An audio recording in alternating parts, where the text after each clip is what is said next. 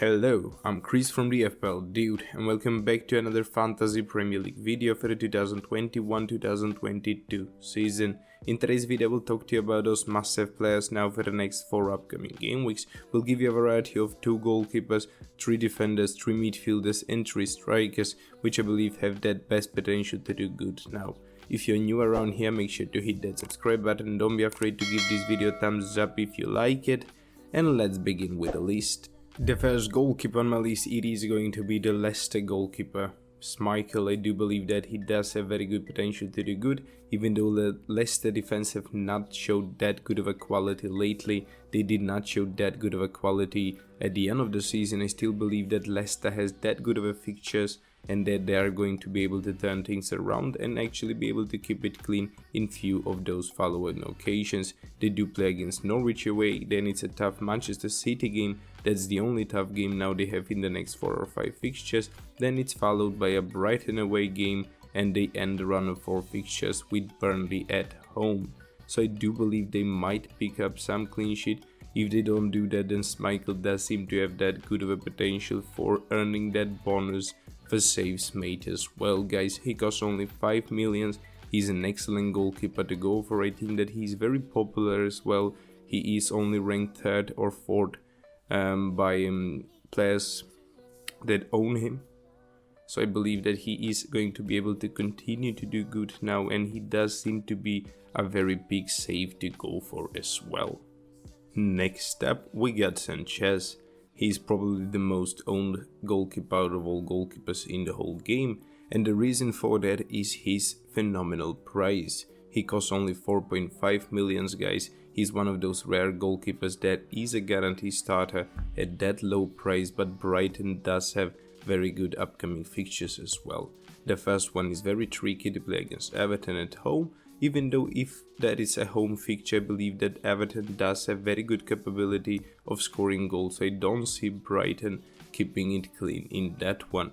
But in the play against Brentford, I could potentially see Brighton keeping it clean here, because Brighton does have very good and quality defense. Brentford are the newcomers. We do not know actually what to expect from them.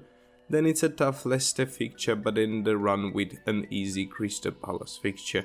Me myself as well, I own Sanchez. I believe that I am going to keep him for this run of few fixtures, and we are going to see what happens later. Perhaps I could potentially use the wildcard to change him out or spend a transfer, but definitely not worth to take a hit to transfer out Sanchez.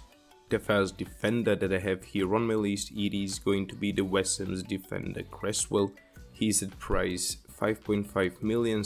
I do believe that he does have very good potential to do good, as he was a fantastic player last season. He did manage to get himself involved in 10 assists, I believe.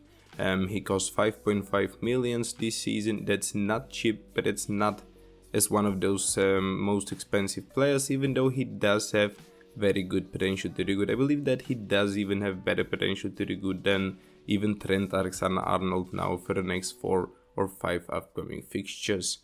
They play against Crystal Palace in the first one, then it's Southampton. I do believe that they do have very good potential to keep it clean, perhaps in both of these, but Cresswell is very attacking minded fullback, so I do expect some attacking returns from this guy as well. The third fixture in game week 5, I believe, is the hardest one they have. It's against Manchester United at home. This is going to be very tricky, but I still believe that West Ham might play it very defensively, and they could potentially end it as a draw with 0-0 or something like that, with Cresswell earning you that clean sheet. They end the run against Leeds. Now we don't see West Ham keeping it clean against Leeds, as Leeds does have very good offense. West Ham are going to try to beat them in this one while leaving some openings in the back for Leeds to be able to score some goals, but Cresswell could potentially be involved in some attacking return in this one, guys.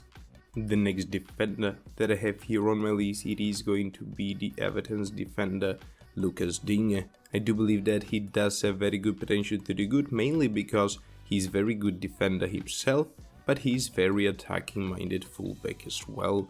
He's at price at 5.5 million, same as Cresswell, so I do believe that both of them have excellent potential to do good. Both of them have very good fixtures, but Dinge's fixtures are the fixtures that I prefer a bit more. They play against Brighton, the first one away, then it's Burnley at home. Both of those fixtures are preferably good. I believe that Everton should potentially win both of them. Then they play against Aston Villa away, that's the trickiest fixture they have in the run of 4 or 5 fixtures. They end that run against Norwich at home, guys. So I expect the whole Everton team to actually be able to do good. If you do not have the money or you do not want to go for Dinge, then you could potentially find some other defender from that team that you like and bring him into your team as well. As for the last defender that I have here on my list, I must say is my favorite one, Luke Shaw. Even though I'm an Arsenal fan, I do appreciate how good Luke Shaw is playing. He did play very good last season for Manchester United. He did play very good for England this season as well. I believe that he is only going to continue to do good. Manchester United are a very strong team and are expected to do good themselves as well. The first fixture they have now in Game Week 3 is against Wolves away.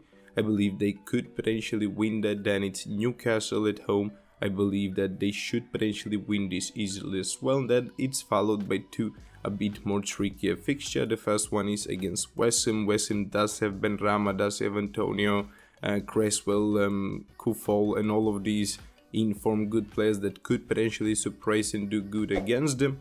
But I still believe that Manchester United are a quality team and should put out a good result in both of these fixtures, even in Aston Villa at home there in Game Week 6. Shaw is a defender and he costs 5.5 millions, same as all of those other defenders that I had here on my list. So yes, Dinge, Shaw and Cresswell I believe should potentially be those 3 defenders that will earn the highest amount of FPL points now for the next 4 to 5 game weeks.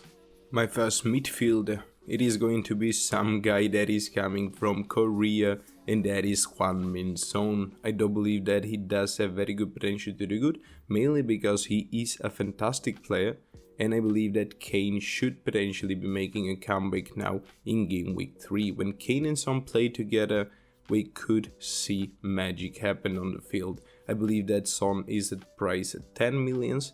His price is not too high to go for. He's excellent midfielder. He does have very good upcoming fixtures. They do play against Watford at home. Then it's Crystal Palace away. I believe they should potentially be able to win in both of them. As we did see, they keep off City. And Manchester City now in Game Week 1, they did not allow a single goal against them. And they actually were able to beat them. So I believe that Son should keep Tottenham in a winning form through those 2 fixtures. Then it's a bit trickier fixtures. The first one is against Chelsea, that is in Game Week 5. But I still believe Tottenham are a strong team. If Son does not manage to perhaps score you a goal, he could potentially earn that 1 point for a clean sheet. They ended against Arsenal. Arsenal are a bit tricky, but they are very out of form right now. So I believe that Tottenham should potentially be able to do good against them as well. My second midfielder is going to be someone very obvious, that is Bruno Fernandes. He costs 12.1 million. He's not one of those most expensive ones, so he's a bit cheaper than Salah, but he does have that good of a potential. I believe that he might just even have even better potential than Salah now in the next few upcoming fixtures. I already talked about Manchester United fixtures. They are a bit tricky, but Manchester United are very good and strong team. And Bruno Fernandes is on penalties as well, so his attacking return potential only is increased in comparison to other players that are not taking those penalties.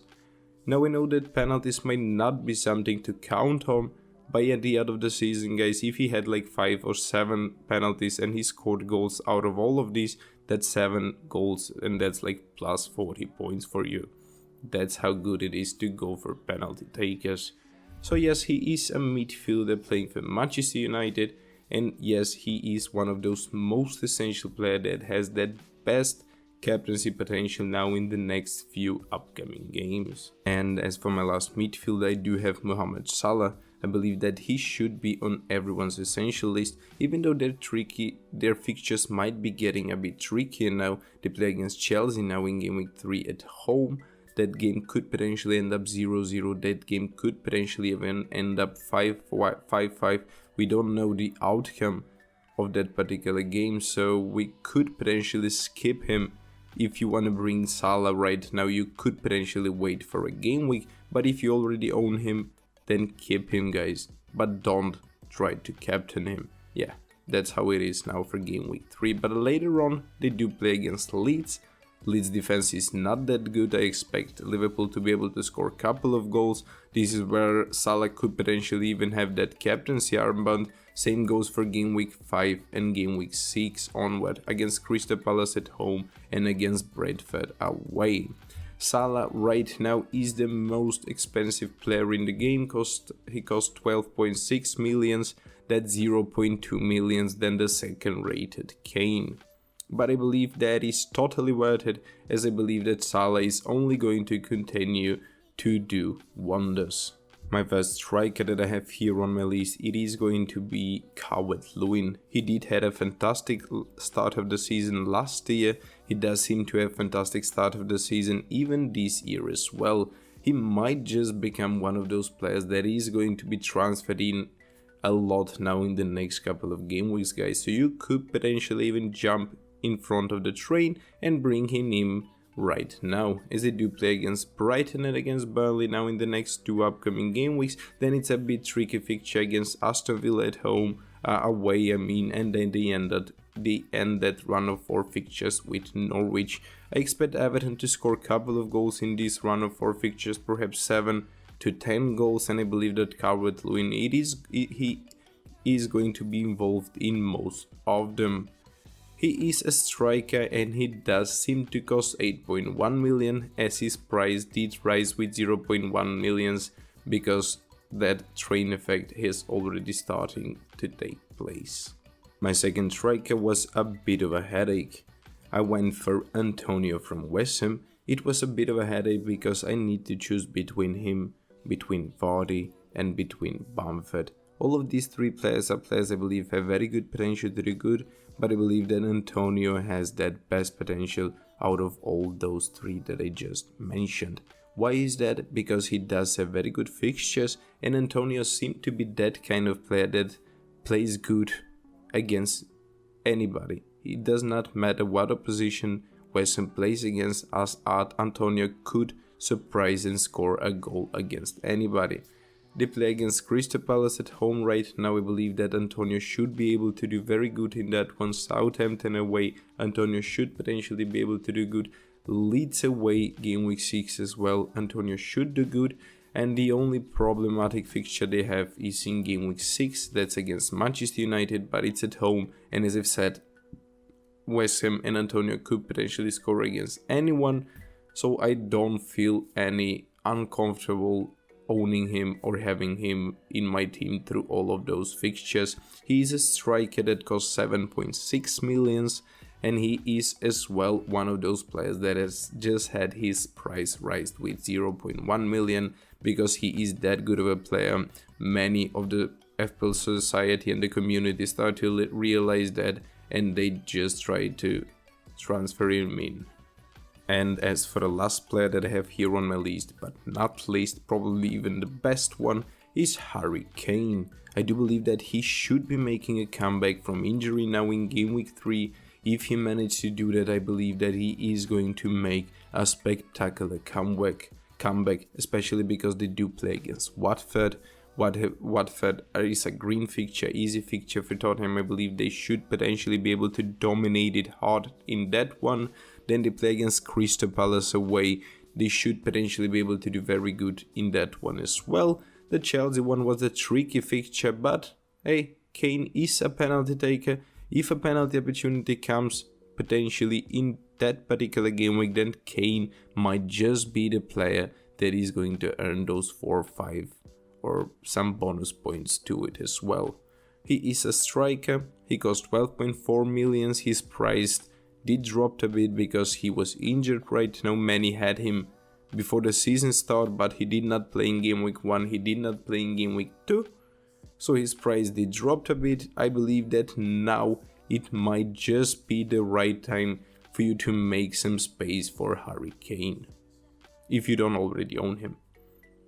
Guys, if you thought this video was of any help, please do give it a thumbs up. Don't forget to subscribe if that is something you have not done already. Thank you for watching, and see you next time.